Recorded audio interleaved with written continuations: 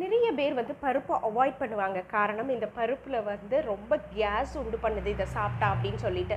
But பருப்பு வந்து ரொம்ப ரொம்ப முக்கியமானது. அதில் ப்ரோட்டீன்ஸ் 7 வகையான எசென்ஷியல் அமினோ ஆசிட்ஸ் எல்லாமே இருக்குதுங்க. இந்த எசென்ஷியல் அமினோ ஆசிட்ஸ்ன்றது வந்து நம்ம உடம்பால் உற்பத்தி பண்ண முடியாது, உணவில் மட்டும்தான் நமக்கு கிடைக்கும். ஸோ இந்த பருப்பை அவாய்ட் பண்ணவே முடியாது.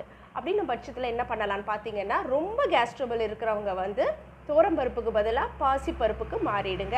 ஈவன் கேஸ்ட்ரிக் அல்சர் கூட இந்த பாசிப்பருப்பு நல்லது.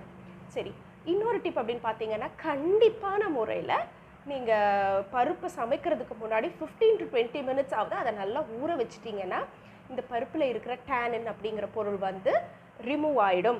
இந்த டேனின் இருந்தால் என்ன பண்ணும் அப்படின்னு கேட்டிங்கன்னா, இந்த டேனின் நம்ம உடம்புல என்னென்ன நியூட்ரிஷியஸான ஃபுட்டு நம்ம சாப்பிட்டாலும் அதில் இருக்கிற சத்துக்களை சேர விடாது.